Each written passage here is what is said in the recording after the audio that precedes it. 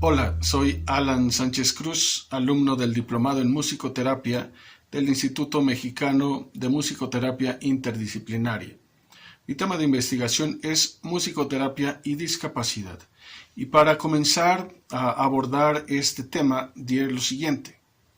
La musicoterapia es una disciplina que como método terapéutico utiliza la música para promover, sostener y aliviar la salud corporal, mental, emocional y social de las personas.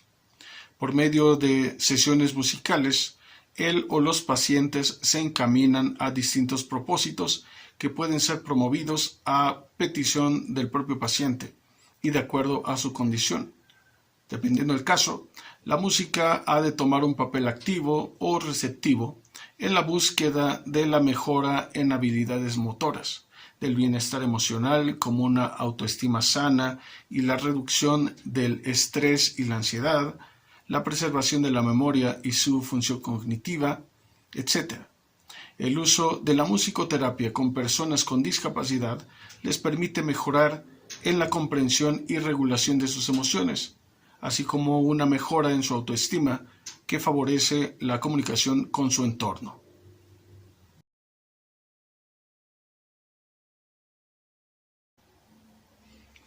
Tradicionalmente, la discapacidad ha sido considerada una condición que afecta al individuo y que le conmina al rechazo de su entorno, a la marginalidad.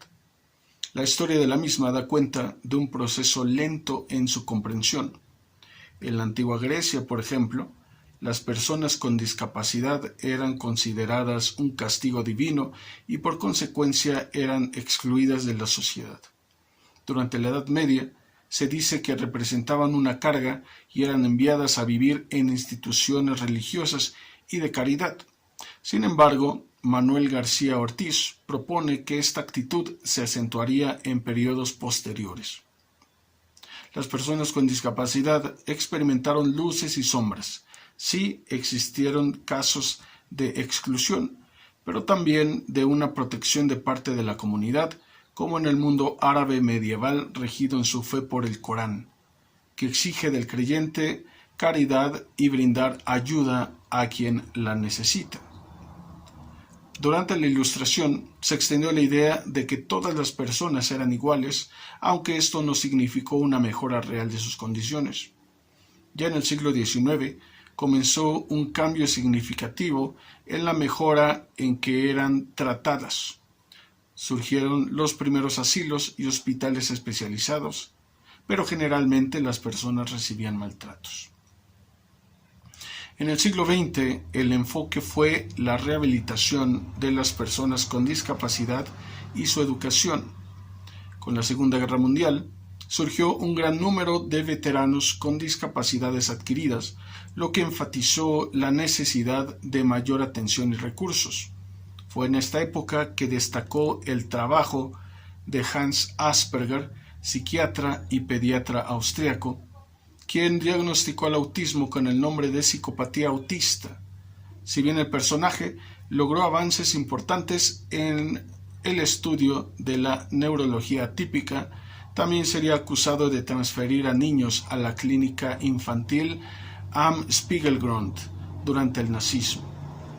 Dicha clínica sería la responsable de ultimar a cientos de niños con discapacidad en el marco del programa Action T4, programa de eutanasia para personas con discapacidad. También el término discapacidad ha cambiado con el paso de los años: inválido, deficiente, discapacitado, con necesidades especiales y otros que han colocado el concepto en el ámbito individual. Se ha interpretado que la persona con discapacidad es responsable en sí misma de su condición, omitiendo la implicación del entorno.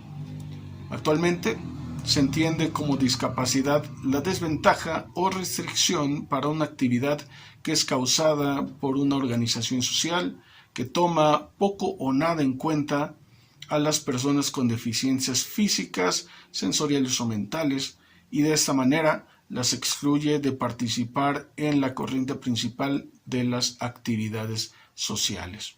Diremos entonces que la discapacidad involucra a la persona y a la sociedad en la que ha de desarrollarse.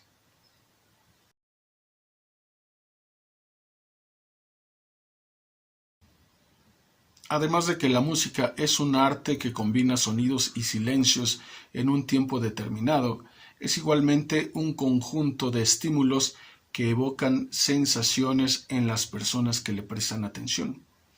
Al poseer efectos emocionales y motivacionales, puede utilizarse para propiciar estados de relajación. Inclusive, si se quisiera, podría evocar lo contrario, alerta y caos. La música provocará en el oyente una variedad de emociones y si además va acompañada de palabras como sucede con las canciones, tales emociones subirán su intensidad. Es interesante pensar en la música como compañera de nuestras alegrías y tristezas y como elemento regulador de nuestras emociones. Cuando en las sesiones de musicoterapia se desea despertar emociones, escuchar música es un recurso tan válido como cantar o tocar un instrumento. Para esto, el oído es muy importante. Según Concha Tralero-Flix, consta de 3 partes: el oído externo, que comprende el pabellón auricular o la oreja, y el conducto auditivo externo; el oído medio, una cavidad pequeña llena de aire, cuya función es convertir las ondas sonoras en vibraciones; y el oído interno, formado por la cóclea y el sistema vestibular, y proporciona el sentido de la audición y el equilibrio. Una vez que la música, traducida en ondas sonoras, ingresa al cuerpo por medio del oído, dichas ondas lo afectan de distintas maneras según sus frecuencias. Las vibraciones de muy baja frecuencia afectan al cuerpo y a la función vestibular, o sea que los sonidos que no se pueden oír se pueden sentir. Las vibraciones de frecuencia medias son las del lenguaje y la comunicación, mientras que las vibraciones de alta frecuencia energizan y afectan las operaciones mentales y psicológicas.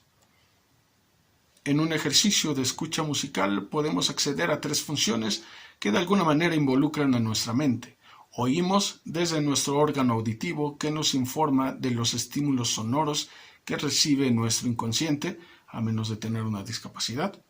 Escuchamos al percibir la música y ser capaces de disfrutarla y de reconocer las emociones que despierta en nosotros.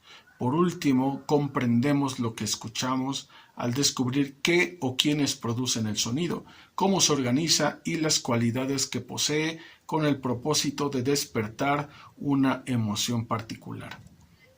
La musicoterapia considera a la música desde su función restaurativa, que provee un mejor desempeño del paciente en sus labores cotidianas. Ayuda a tener una mayor motivación y capacidad en el trabajo, mayor vitalidad y menor susceptibilidad a la fatiga. Lleva a la mente a adquirir un mejor enfoque que le brinda una mayor concentración, organización, memorización y aprendizaje.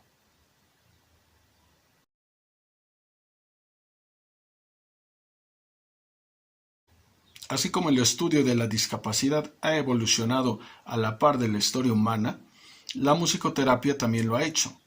Esta disciplina encuentra sus orígenes en culturas como la egipcia, griega y romana, entre cantos y ritmos utilizados en ceremonias de curación. Es conocida la teoría armonía de las esferas de Pitágoras, filósofo griego, quien proponía que la música armonizaba el cuerpo y el alma.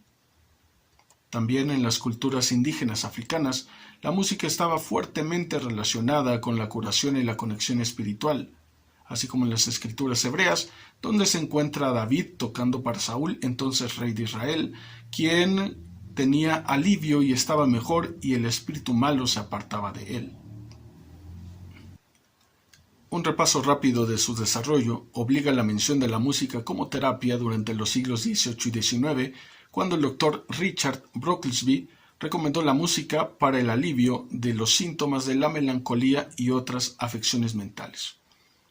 A finales de este siglo, hospitales de Francia y Estados Unidos, al reconocer su potencial terapéutico, comenzaron a incluir la música en sus tratamientos. Durante el siglo XX, continuaron los avances de esta disciplina. En 1944, la Universidad Estatal de Michigan estableció el primer programa académico de musicoterapia. 6 años más tarde se fundó la Asociación Nacional de Musicoterapia, también en Estados Unidos, mientras que a la par en Europa surgían estudios de personas que se convertirían en referentes de la musicoterapia a nivel mundial. Judith Alvin de Reino Unido y Mary Presley de Alemania. En 1985 se fundó la Federación Mundial de Musicoterapia para visibilizar la disciplina y favorecer el intercambio de conocimientos a nivel internacional. En el presente continúan los estudios permitiendo que la musicoterapia se aplique cada vez más en hospitales y programas relacionados con la salud mental. Hablar de salud mental es necesario cuando nos referimos a la discapacidad o discapacidades, pues se ubica en uno de sus tipos que son los siguientes. Discapacidad físico-motora comprende limitaciones en la movilidad o en la función física de una persona, ya sea discapacidad motriz, discapacidad orgánica, discapacidades musculoesqueléticas. Discapacidad sensorial implica limitaciones en uno o más de los sentidos, como la discapacidad visual y discapacidad auditiva.